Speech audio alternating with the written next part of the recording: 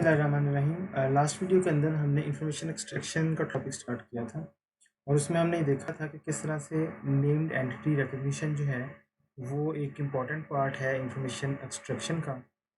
इस वीडियो के अंदर हम ये देखेंगे कि सीक्वेंस मॉडल्स जो हैं वो किस तरह से यूज़ होते हैं नेम्ड एंटिटी रिकग्निशन के टास्क के लिए।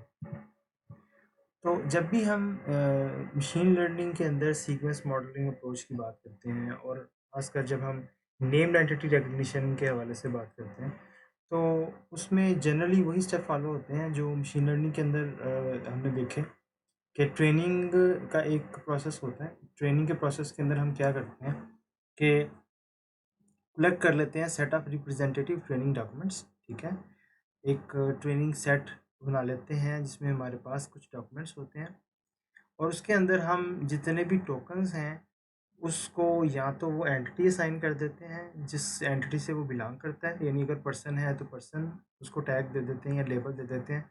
अगर वो लोकेशन है तो उसको लोकेशन का लेबल दे देते हैं, अदरवाइज उसको अदर का या ओ का लेबल जो है वो असाइन कर देते हैं। तीसरा हमारा जो स्टेप होता है वो ये होता है कि हम फीचर्स जो हैं वो एक्सट्रैक्ट करते हैं उस टेक्स्ट में से और उन क्लासेस को यूज़ करते हुए जिन क्लासेस को यूज़ करते हुए वो लेबल किया गया।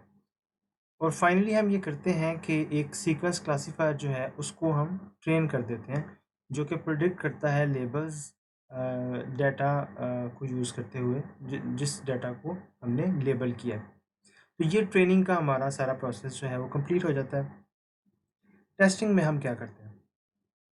टेस्टिंग में हम ये करते हैं कि एक जो टेस्टिंग डॉक्यूमेंट है हमारा उस पे हम जो सीक्वेंस मॉडल है उस पे उसको रन करते हैं ताकि हमें पूरे डॉक्यूमेंट के अंदर जितने भी टोकन्स हैं उन सब के लेबल्स जो हैं वो मिल जाएं।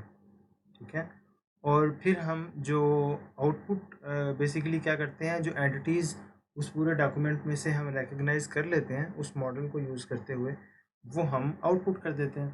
तो ये जनरली ये दो स्टेप्स होते हैं ट्रेनिंग और टेस्टिंग का। अच्छा, इसमें एनकोडिंग जो है क्लासेस की वो दो तरह से होती है। एक एक को हम कहते हैं आईओ एनकोडिंग और एक को हम कहते हैं IO B encoding. IO encoding क्या होती है कि हम जस्ट जो इनसाइड जो है उस एंटिटी उस के एंटिटी के उसको हम जो है वो अगर वो इनसाइड है तो उसको वो लेबल दे देते हैं, अगर वो आउटसाइड है तो उसको ओ जो है या अदर का लेबल दे देते हैं। जैसे कि फ्रेड है तो फ्रेड को हमने पर्सन का लेबल दे दिया, स्यू है तो उसको हमने पर्सन का लेबल दे दिया, मैंक है तो उसको हमने पर्सन का लेबल दे दिया, होंग है तो उसे हमने पर्सन का लेबल दे दिया। इस तरह से हम ये सीक्वेंस जो है उसको लेबल करते हैं। जबकि आईओबी एनकोडिंग के अंदर क्या होता है कि आईओबी एनकोडिंग के अंदर बिगिनिंग जो है हर एंटिटी की वो भी एनकोड की जाती है। तो जैसे कि आप यहाँ पे देख सकते हैं कि आईओ एनकोडिंग के अंदर ये जो पर्सन है यहाँ पे पर्सन ये तो बता रहा है कि ये पर्सन है, ये टोकन किसी पर्सन से रिलेट करता है, ये टोकन भी किसी पर्सन से रिलेट करता है। लेकिन ये यहाँ पे ये पता नहीं चल रहा है कि ये दो अलग-अलग नाम है। लेकिन यहाँ पे ये पता चल रहा है कि ये बिगिनिंग है किसी पर्सन नेम की और यहाँ पे भी किसी दूसरे पर्सन नेम की बिगिनिंग हो गई है और ये इनसाइड अ पर्सन नेम है। ठीक है, तो जैसे जब तक पर्सन नेम चलता रहेगा तब तक आई पर्सन उसको हम लेबल असाइन करेंगे, अदरवाइज हम उसको ओ का जो लेबल है वो असाइन करेंगे। तो हाँ, इस तरह से हम ये देख सकते हैं कि आईओस एनकोडिंग से आईओ बी एनकोडिंग जो है वो बेहतर है। अच्छा, अब अगला क्वेश्चन ये रेस होता है कि हमने डाटा को लेबल तो कर लिया, लेकिन अब उस लेबलिंग से आगे, क्योंकि मशीन लर्निंग के हमने जो एल्गोरिदम देखे हैं लॉजिस्टिक रिग्रेशन के हवाले से खास तौर पे, उसमें हमने ये देखा कि हम फीचर्स को ही जो हैं वो डिफ़ाइन करते हैं। हम कहते हैं कि जी एक्सक्लेमेशन मार्क, जैसे हमने सेंटीमेंट एनालिसिस के केस में देखा कि एक्सक्लेमेशन साइन आ रहा है या नहीं आ रहा, उसमें नेगेटिव वर्ड आ रहे हैं या नहीं आ रहे। तो ये सारे के सारे फीचर्स थे, या उसमें पॉजिटिव वर्ड आ रहे हैं, नेगेटिव वर्ड आ रहे हैं, कितनी दफ़ा आ रहे हैं। इसी तरह से जब हम नेम्ड एंटिटी रिकग्निशन की बात करते हैं तो यहाँ पे भी हम सीक्वेंस लेबलिंग के लिए जो है वो फीचर्स जो हैं वो यूज़ करते हैं। और इसमें फ़ीचर्स कौन कौन से हो सकते हैं। फॉर एग्ज़ाम्पल अगर हम वर्ड फ़ीचर्स की बात करें तो वर्ड फ़ीचर्स में करंट वर्ड आ जाता है, ठीक है। इसके अलावा प्रीवियस या नेक्स्ट वर्ड भी आ सकता है, जिसे कॉन्टेक्स्ट भी कहा जाता है, कि किस कॉन्टेक्स्ट में वो वर्ड आ रहा है। इसके अलावा जो पार्ट ऑफ स्पीच टैग्स हैं वो भी एज फीचर्स जो हैं वो यूज़ हो सकते हैं आइडेंटिफाई करने के लिए, क्योंकि अगर हमने पार्ट ऑफ स्पीच टैगिंग की हुई है तो उसमें अगर कोई नाउन है तो इट मीन्स के वो किसी पर्सन या लोकेशन का नाम हो सकता है। अगर वो नहीं है तो इट मीन्स वो नहीं होगा, मे बी। तो ये इस तरह की इंफॉर्मेशन जो है वो हेल्प कर सकती है। इसी तरह से अगर हमने प्रीवियस वर्ड जो है उसको लेबल कर लिया है तो वो इन्फॉर्मेशन भी हम यूज़ कर सकते हैं नेक्स्ट वर्ड को लेबल करने के लिए। तो ये इस तरह से ये डिफरेंट फीचर्स हैं जो हम डिफ़ाइन कर लेते हैं सीक्वेंस मॉडलिंग करने के लिए। इसके अलावा कुछ और इंटरेस्टिंग फीचर्स हैं, जैसे कि यहाँ पे इस एग्जांपल में आप देख सकते हैं कि जो OXA है, ठीक है, ये तकरीबन तकरीबन मेजर जो ड्रग्स हैं उनके नाम के अंदर ये OXA जो सब स्ट्रिंग है ये आता है, ठीक है। तो हम इस फीचर को भी यूज़ कर सकते हैं कि अगर OXA एक वर्ड के अंदर एज अ सब स्ट्रिंग आ रहा है तो उसको हम 1 लेट से उसकी वैल्यू सेट कर लें, अदरवाइज़ 0 सेट कर लें। तो ये इन्फॉर्मेशन भी जो है ये हमें हेल्प आउट कर सकती है। लेट्स से अगर हमने ड्रग कंपनी, मूवी, प्लेस और पर्सन को अलग-अलग आइडेंटिफाई करना है, तो इस तरह के सब स्ट्रिंग जो हैं उनको हम एज अ फीचर जो है वो ले सकते हैं। इसी तरह से कॉलन जो है वो मेजर अगर हम देखें उसका यूज़ तो वो मूवी नेम्स में यूज़ होता है। जो एक्चुअली ये एक स्टडी थी जिस में ये एक्चुअली उन्होंने इस चीज़ को आइडेंटिफाई किया था कि सब स्ट्रिंग जो हैं वो भी एज अ फीचर अगर यूज़ किए जाएँ तो उससे काफ़ी जो है वो लेबलिंग जो है वो NER का जो टास्क है वो काफ़ी बेहतर हो जाता है। इसी तरह से फ़ील्ड है तो फ़ील्ड जो है वो कंपनी के नेम के तौर पे भी यूज़ होता है, मूवी के नेम के तौर पे भी यूज़ होता है।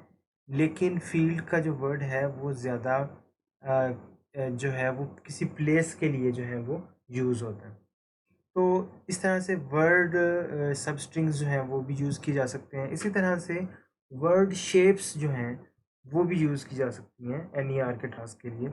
वर्ड शेप्स फीचर्स जो हैं ये कुछ इस तरह के फीचर्स होते हैं, जैसे यहाँ पे आप देख सकते हैं कि अगर एक वर्ड जैसे इस टेबल के अंदर आप देख सकते हैं कि पहला वर्ड जो है वो कैपिटलाइज्ड है, उसके बाद डैश है और उसके बाद कुछ स्मॉल लेटर्स हैं, ठीक है। तो ये एक स्पेसिफिक पैटर्न बन रहा है।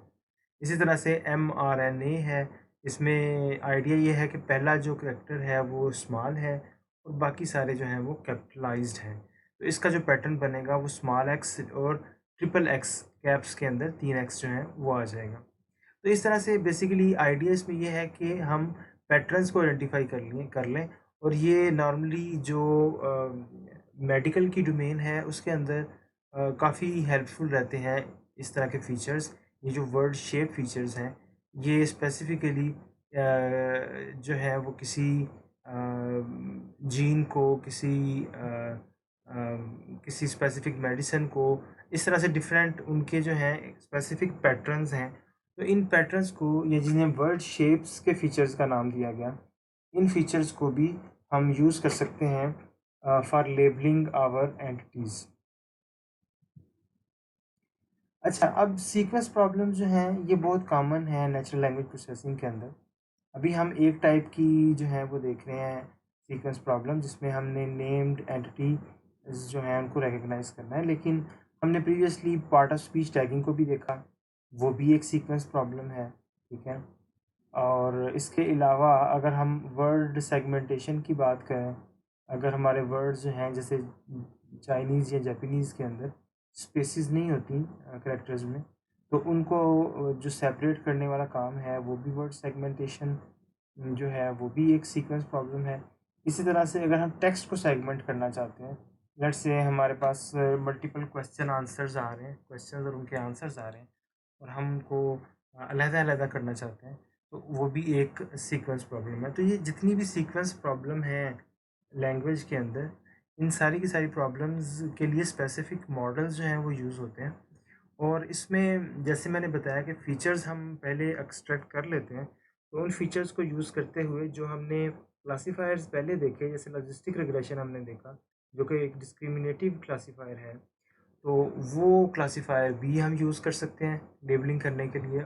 और इसके अलावा कुछ एडवांस्ड जो डीप लर्निंग के अंदर कुछ मॉडल्स हैं, जिसमें रिकरेंट न्यूरल नेटवर्क्स हैं और LSTM है, GRU है, वो मॉडल्स भी सीक्वेंस प्रॉब्लम्स को सॉल्व करने के लिए यूज़ किए जा सकते हैं।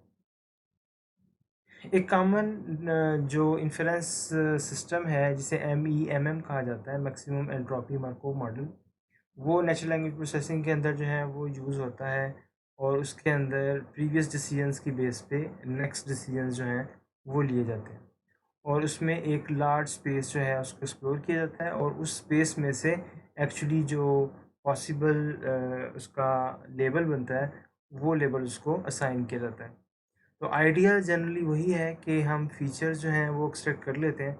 लेट्स से यहाँ पे हमने ज़ीरो पोजीशन पे जो डिसीजन पॉइंट है, उसको कोई हमने वो लेबल जो है वो असाइन करना है, ठीक है। तो उस पॉइंट जो कि 22.6 जिसकी वैल्यू है, तो वो जो W0 है वो 22.6 है। तो उसके आगे जो वर्ड आ रहा है वो परसेंटेज की सिंबल है। उससे पहले जो वर्ड है वो फेल है, ठीक है। उससे पहले जो टैग आ रहा है वो VBD है। और उससे पहले जो दो टैग्स आ रहे हैं वो नाउन फ्रेज और वर्ब है, ठीक है। और फिर हैज़ डिजिट जो है इसका 2 है, क्योंकि इसमें डिजिट्स आ रहे हैं।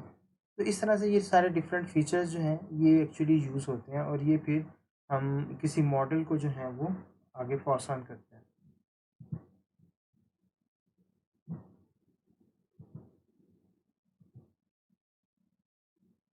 तो ये जो सीक्वेंस मॉडलिंग के एग्जांपल है, ये नेम एंटिटी रिकग्निशन के लिए तो है ही है।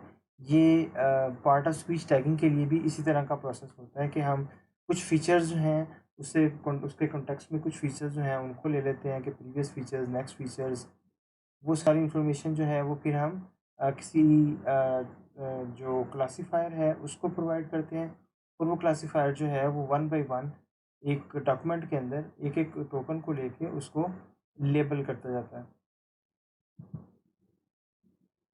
तो हमारे पास सीक्वेंस जो मॉडल है उसका जनरली यही प्रोसेस होता है कि हमारे पास जो सीक्वेंस डाटा है वो हमने एक सीक्वेंस मॉडल जो है उस सीक्वेंस मॉडल में हमने उसको यूज़ करना है। लेकिन वो सीक्वेंस मॉडल एक सिंपल क्लासिफायर भी हो सकता है, जैसे कि लॉजिस्टिक क्लासिफायर। तो ये जो लॉजिस्टिक क्लासिफायर है, इसमें हम जो फीचर्स जो हैं वो हम डिफ़ाइन करते हैं, ठीक है। जो हमारे पास डाटा है उसमें हम फीचर्स लेते हैं, और वो फीचर्स जो हैं उसमें जो लेबल्स हैं, वो जो फीचर्स हैं वो हम अपने क्लासिफायर को देते हैं, ठीक है। क्लासिफायर के आगे फर्दर डिफरेंट टाइप के मॉडल आ जाते हैं, जिसमें मैक्सिमम एंट्रोपी मॉडल्स हैं, जिसमें लॉजिस्टिक रिग्रेशन और मल्टीनोमियल लॉजिस्टिक रिग्रेशन आ जाता है। इसी तरह से कॉन्जुगेट, ग्रेडियंट और क्वाड्रेटिक पेनल्टीज़, और इस तरह से डिफरेंट स्मूथिंग और ऑप्टिमाइजेशन की डिफरेंट टेक्निक्स हैं। और आप यूँ समझ लें कि जैसे लॉजिस्टिक रिग्रेशन क्योंकि हमने पढ़ा है, तो यहाँ पे लॉजिस्टिक रिग्रेशन जो है वो आ जाएगा। तो यहाँ पे एक्चुअली होता ये है कि पूरे सीक्वेंस के अंदर जैसे यहाँ पे 4 वर्ड्स लिखे हुए हैं एक सेंटेंस के अंदर। तो पहला जो वर्ड है, उस वर्ड के जितने भी फीचर्स हैं वो उससे पहले, डेफ़िनेटली इससे पहले तो कोई वर्ड नहीं आ रहा। उसके बाद जो वर्ड आ रहा है, ठीक है? और उससे वो खुद जो वर्ड है, वो ये इन्फॉर्मेशन जो है वो एज़ इट इनपुट इस क्लासिफ़ायर को पास की जाती है, और इसकी बेस पे ये उसको लेबल असाइन करता है। इसी तरह से जो नेक्स्ट क्लासिफ़ायर है, ये करंट वर्ड को भी यूज़ करता है, प्रीवियस जो वर्ड है उसकी इन्फॉर्मेशन को भी यूज़ करता है, ठीक है। नेक्स्ट वर्ड जो है उसकी इन्फॉर्मेशन को भी यूज़ करता है, ठीक है। और उसकी बेस पे ये अपना फाइनल डिसीजन देता है और उसमें ये इस टोकन को लेट्स से एक लेबल जो है वो साइन कर देता है। तो ये जनरल जो फ्लो है हमारा सीक्वेंस मॉडल्स का, वो यही होता है कि हमारे पास चाहे हम पार्ट ऑफ स्पीच टैगिंग की बात करें या नेम्ड एंटिटी रिकग्निशन की बात करें, दोनों सूरतों में हमारे पास हम लॉजिस्टिक रिग्रेशन या कोई और डिस्क्रिमिनेटिव क्लासीफायर जो है वो यूज़ कर सकते हैं, जो कि जो सीक्वेंस है उसको लेबल कर देगा।